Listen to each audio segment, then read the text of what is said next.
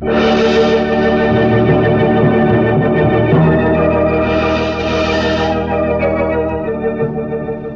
Chicago Defender and station WMAQ bring you Destination Freedom, a radio series dramatizing the great democratic traditions of the Negro people, interwoven in the pageant of history and a part of America's own Destination Freedom.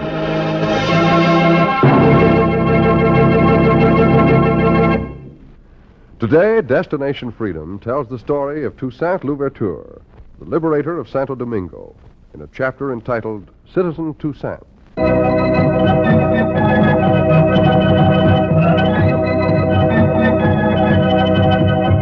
The year was 1801. Napoleon Bonaparte had come home from his conquering campaign. The little general had come home to check his colonies, to rest his troops, to prepare to conquer the West. And when they brought him a strange constitution signed by an unknown man, Toussaint Louverture, the general called in his ministers and officers. The ministers trembled. The general spoke.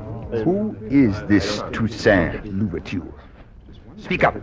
The minister, the governor, the deputies sat quiet and waited for the rage to roll over. Hearing, is there? Napoleon spoke. Who is Toussaint? Sire, as I said, he is the governor of Santo Domingo. Weren't you appointed governor? Yes, but that was before we lost control of the colony. I've explained it, sire. Explained it? While I cover France with glory, expand the empire in Europe and Africa, you fools lose control of the richest colony in the world, the key to the West. You're Minister of Marines, Anton. How did you allow this to happen? Sire, we sent troops to the colony to stop this man. This man? This slave, sire. But this Toussaint is no ordinary slave, sire. Toussaint? Is that all you can say? Whoever among you is responsible for allowing him, the least among Frenchmen, to send me a constitution from the colony of Santo Domingo and tell me, not ask me to sign it, will pay for it. You, Leroy, you were governor of the island. The minister said he sent you troops. What did you do with them? That was... I wanted to explain, Your Excellency. It really isn't my fault. No one's fault. No one fought harder than I to keep up slavery. We succeeded until this Toussaint took things into his hands, and then the slaves began to riot. Wherever there are slaves, there are riots. I expect it. I do not expect to be insulted by this constitution coming after my conquests. When France is ready to invade the West and expand the territory in Louisiana, you come sniveling back from the colony with an equal rights constitution from a citizen Toussaint. Your Excellency has never fought in Santo Domingo, as some of us have. And what is there about Santo Domingo that's worse than Poland, Egypt, Austria? Toussaint, Your Excellency. But he stands only because Napoleon has not had time to look into the colonies. And now that the war with England is over, you'll conquer him as you've conquered others. Shall we expect it soon, sire? In due time, Minister, in due time. First, I'll ferret out who's responsible for his rise to power. Then I'll proceed. I've not become the first consul of France by galloping ahead and leaving the facts behind. If you expect to conquer him, you must have the facts.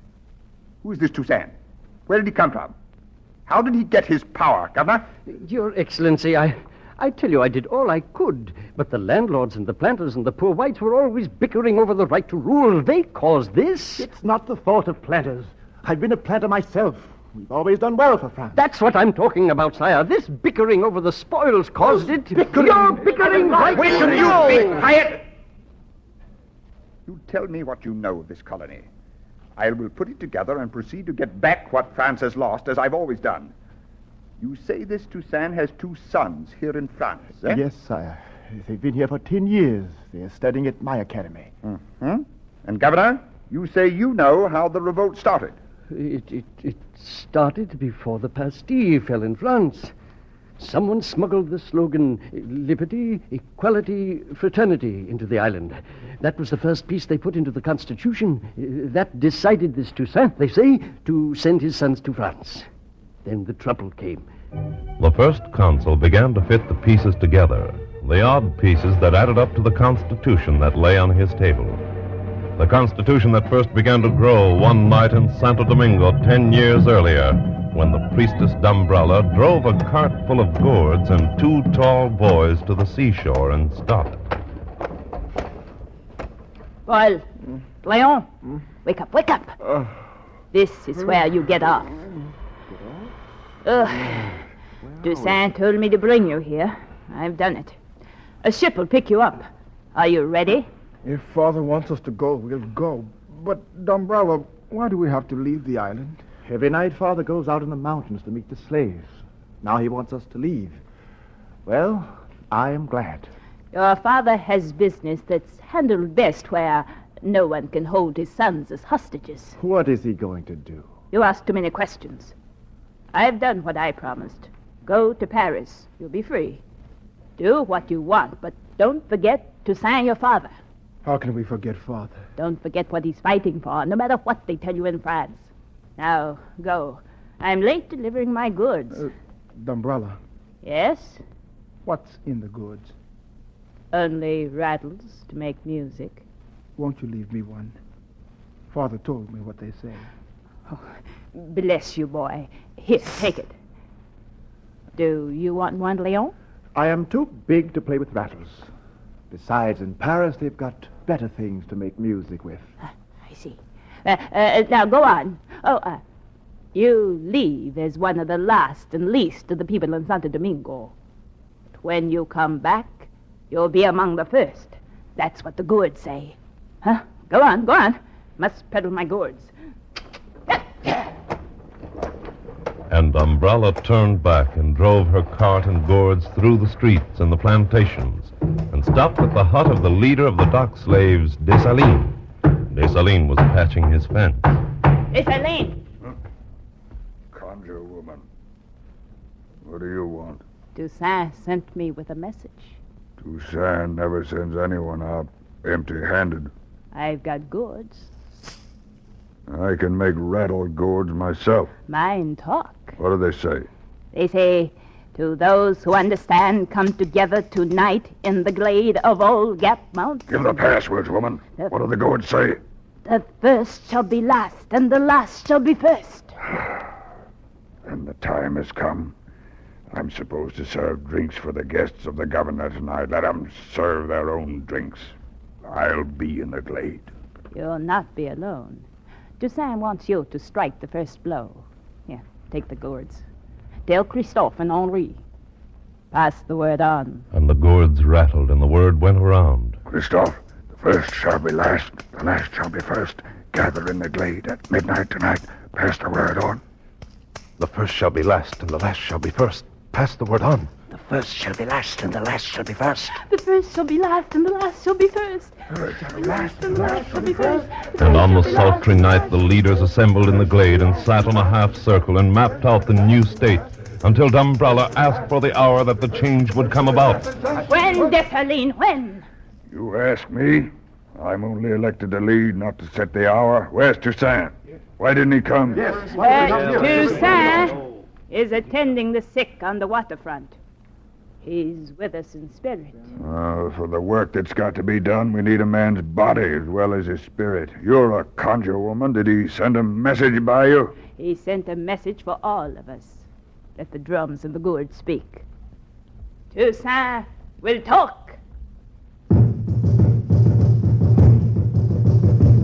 In the darkness, in the glade, Dumbrella called for Toussaint, and some thought they caught his voice in the air. Brothers and friends, I have undertaken to help you avenge your wrongs, to open a new world. A world where liberty and equality will rule. Unite with me for this common cause. Pick an hour, and I'll be with you. Did you hear him? Did you? The faithful said nothing, but heard in their own hearts the echo of their own ideas, and they wondered if they dared carry them out. Now, Dessalines, you'll set the hour and the day. Very well. Toussaint has said there'll be a time when the men who live by the profit of other men's work will fall out among themselves. Toussaint thinks they'll fight to see who will reap the lion's share of what we sow. When that time comes, it'll be time to see if the black slaves in Santo Domingo can do what the white slaves did in France. Set the hour. Set the hour. Those who work in the mountain plantation shall strike the first blow. But what about us in the lowlands? You'll strike the second and final blow. You'll strike the night you hear the cocks crowing. Cocks don't crow at night. Cocks crow when there's light. There's no light at night. We'll make the night light up like a sunrise. Touch the torches to everything that burns. When the governor gathers his gang together to settle the matter of who will rule us, we'll strike. Umbrella, kill the pig and make your wine. Seal everyone's lips until the cocks crow. Make the wine. A pig squealed and his blood drained into a gourd with gunpowder and rum. The gourd went around the circle that night and the next night, and the slaves in the lowlands listened for the cocks crowing, and Umbrella's wine was passed around. And in the governor's mansion, the governor passed a paler wine to his guests, the planters, the poor whites, and the aristocrats, who met to decide who would have the loudest voice in the colony. Planter Pierre spoke loudest. Now, Governor, I don't mind a night like tonight mixing with the common elements.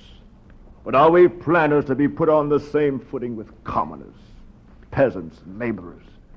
Is that why you ask us in? Well, Monsieur Pierre, it's this way. The king is disturbed about the quarreling. He's disturbed. Governor, I represent the landless, everyday French workers on this island. As Frenchmen, we're entitled to as many rights as Monsieur Pierre and his planters. Monsieur the Governor has called me in to speak for the monarchy. The trouble with this colony is the fact that there are too few leaders with true royal ancestry directing it. Now, Governor, before we take our case to the king... Please, my dear Duke, I meant no insult by calling everyone here under the same roof, but we've got to have harmony in the colony. Until you enforce the rights of the citizens without property, there'll be no harmony, I can tell you that. You see, Governor, when you let every rabble and rowdy into the colony, you get this. You're right, Pierre. We've proposed to the governor that he ban the immigration of anyone without royal blood, except, of course, the slaves. Try and ban our people from the colony, and you'll regret the day you did it. Oh, monsieur, that's not why we're here tonight. Calm yourselves.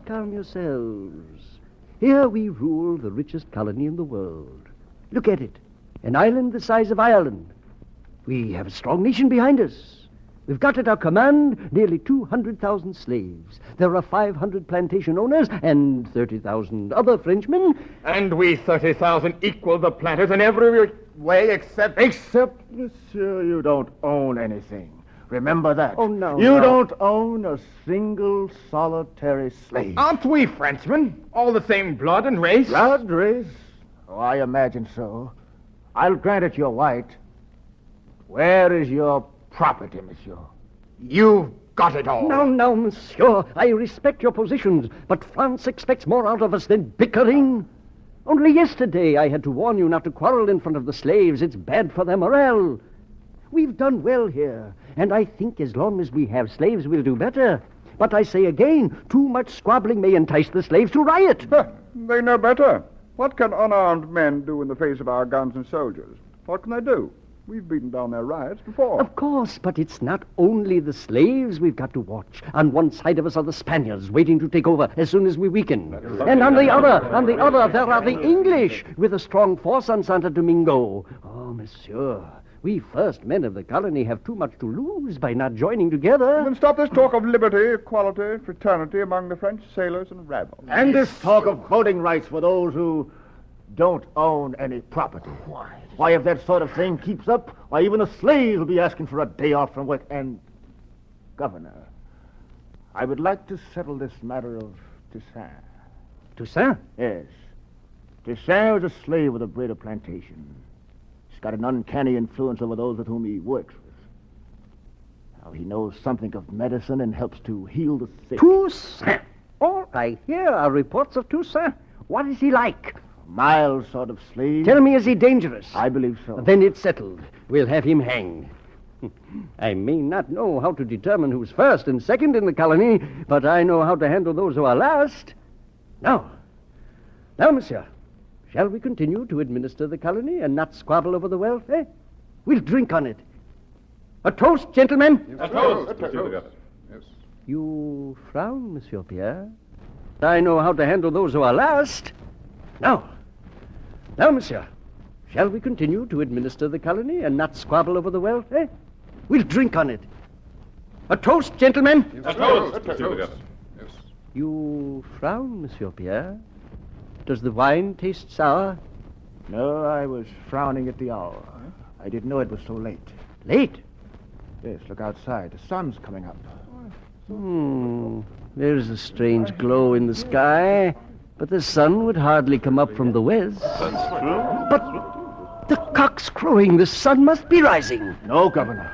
Look out there. The plantation's on fire. Huh? Right? It's not the sun rising. It's the slaves. Well, call out the militia. Get the troops. They're aiming to take the city. It's another riot. I'm afraid it's not just a riot this time, Governor. It looks like a revolution.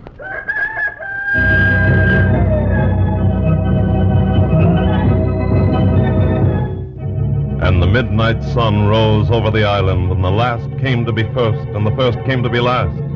The governor, the planters, the duke sent out the troops in the cannon. The slaves killed the troops and kept the cannon. The fire reigned for 40 days and nights over Santo Domingo until every post on the French part of the island fell.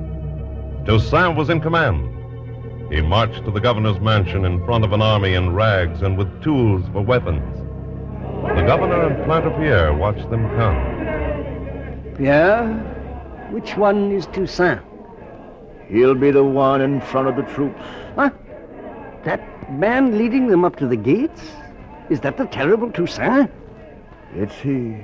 But he's an old man. He's not a young hot blood, the kind of man I'd expect to see doing this. He's an old man.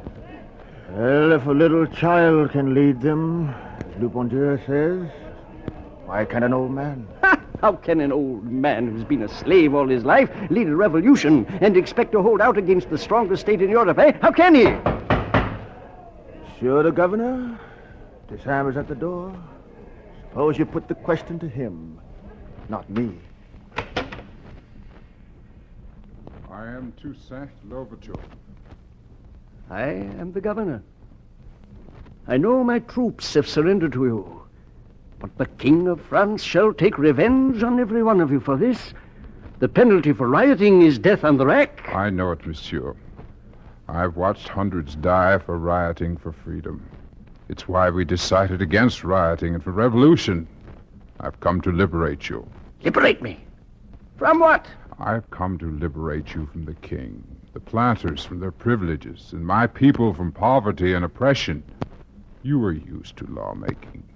I want you to help draw up new laws for the colony. Before any new laws are written, there will be troops from France here to put your slaves back where they belong. Look at your position.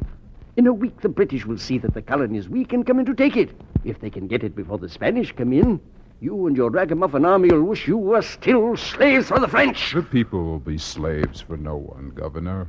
You're looking backwards, not forward. That's why I offer you a chance to help in the new state. What help do you expect from me, except to help hang you when it's time? You know something of lawmaking. Your job as governor's gone. You'll lead my research staff. Me research? Yes.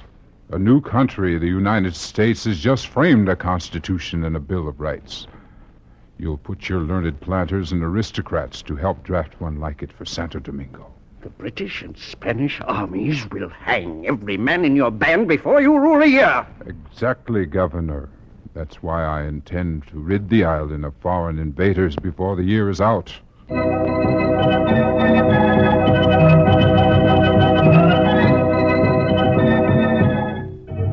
And old Toussaint took his men against the Spanish army that struck against the new free men, the same freedmen who had broken the hold of the French, cut the colony from the Spanish Empire.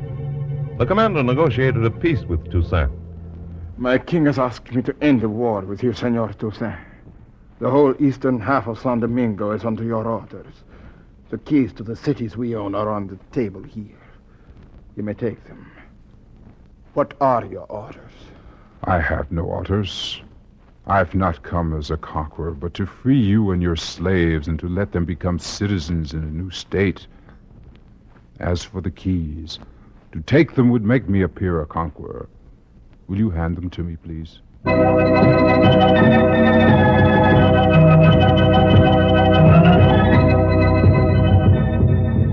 Toussaint accepted the keys, freed the Spanish half of the island, and struck with his men against the British. And again the invaders surrendered. The English admiral negotiated a truce. In 5 years' war with you, you've cost Britain 100,000 men and half a fleet. If you're willing to sign a free trade agreement, we'll pull out without blockading your ports. The island is yours.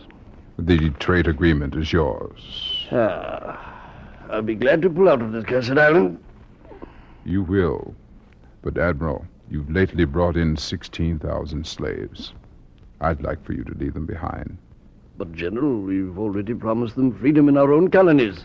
In this colony, freedom is a fact, not a promise. You'll leave them behind. Very well. I suppose you're acting under orders of your new general in France, Napoleon Bonaparte? No, Admiral. I act under orders from the old general in Santo Domingo, Toussaint. I'll write Napoleon about our understanding.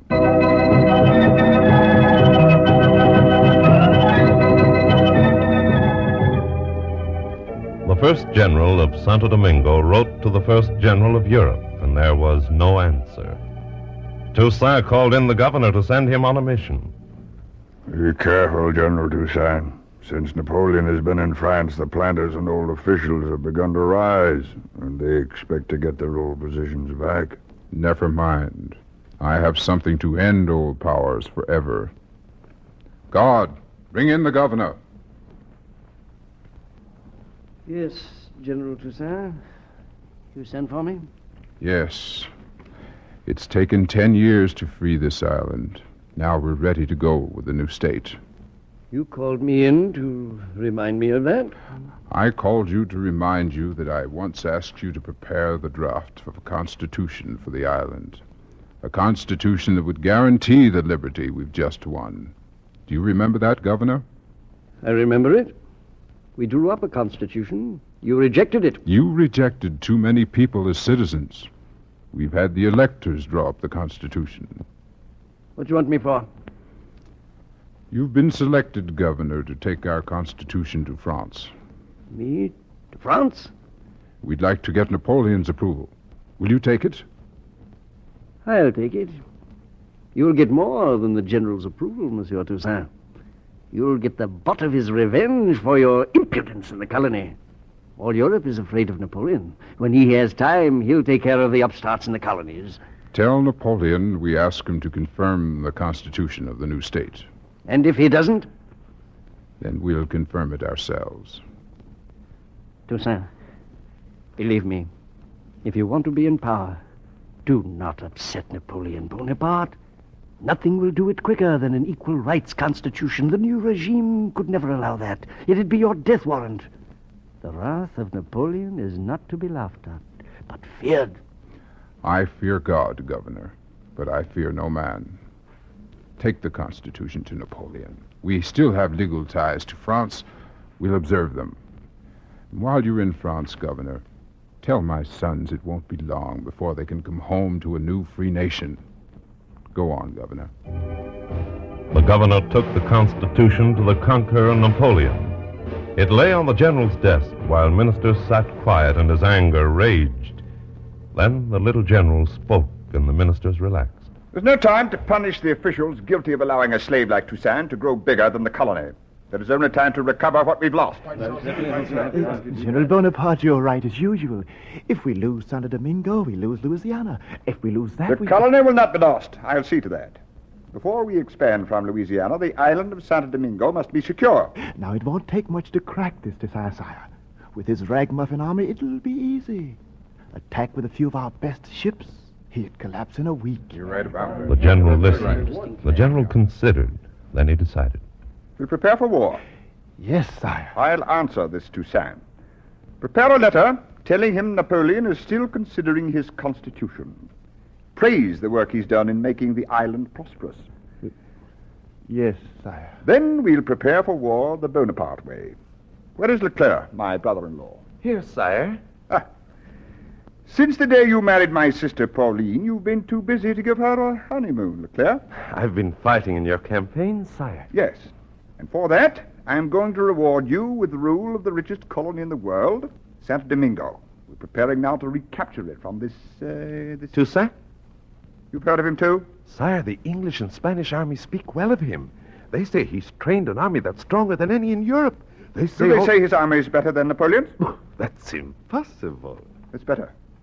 You will command the expedition. Yes. I'll take care of the directions of the army and navy. Altogether, you'll have 80 ships and 60,000 men. It'll be the largest fleet in history. Can you handle it? Yes, sire, but this Toussaint, they say The that devil with what they say. The hope of an empire is at stake. Will you let an old ex-slave block us? I think I understand this man, Toussaint. He has 2 sons who are studying in the academy. After I speak to them, you will carry them to talk to their father. Meanwhile, I'll assure Toussaint that you come as a protector, not as an invader. But whatever you do, get Toussaint off the island, dead or alive. After you have conquered the colony, there'll be time to restore slavery. Get your squads ready. I'll direct you.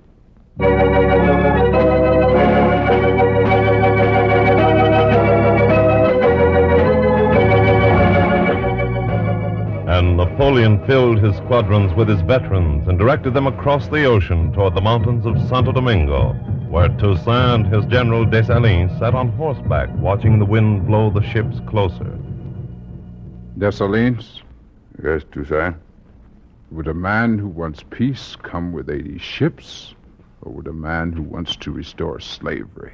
What can we do, Toussaint? What can our few thousand men do against a fleet like that? We can drive them off.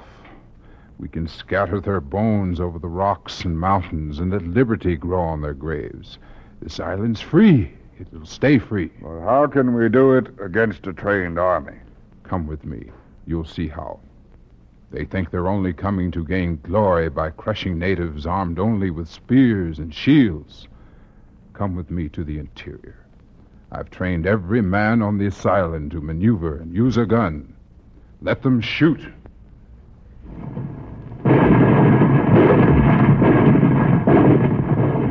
And the ships came to the harbors and fought their way inside while the bodies piled high. And Toussaint's men put the torch to everything that burned and retreated to the hills and struck out again and again until the trained troops of Bonaparte began to fall apart. And the sons of Toussaint were sent off to find their father and to plead with him. And they came upon him sitting upon a rock in a mountain glade. Father! My sons, why did you come here? Napoleon sent us, Father. Why did he send you here at a time like this? Father, we have a letter for you from Napoleon. They want me to tell you what people in France think of you. Now, I've talked to Napoleon, and he says you're foolish to fight against his army. Nobody wins against Napoleon, and you're an old man. Yes, I'm getting old. Then come to terms with Napoleon, Father. All he wants is peace. He said so. What are you fighting for here? I see they have trained you well, Leon. I thought my sons would understand that I'm fighting to remake human relations here, to change men and women a bit, to set up a new state. New state? You're a foolish old man. Napoleon offers you a position in his army, under his command, and you stay on this island fighting for the devil knows what. Well, Paul? Yeah? I told General Bonaparte it would do no good to talk to him. Are you going back to the ship? Paul? Are you going back to Napoleon? No, Leon. I'll stay with Father. He's my Napoleon.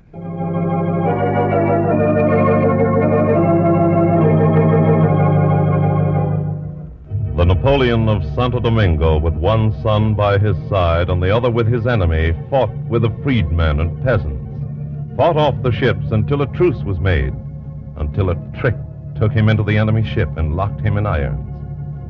And Toussaint died in a dungeon. But the people of Santo Domingo lived free in the sunshine.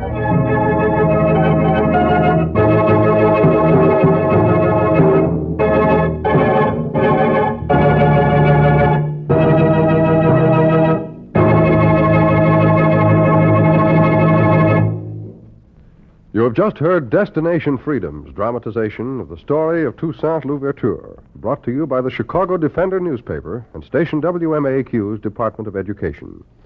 Destination Freedom is written by Richard Durham and produced under the direction of Homer Heck.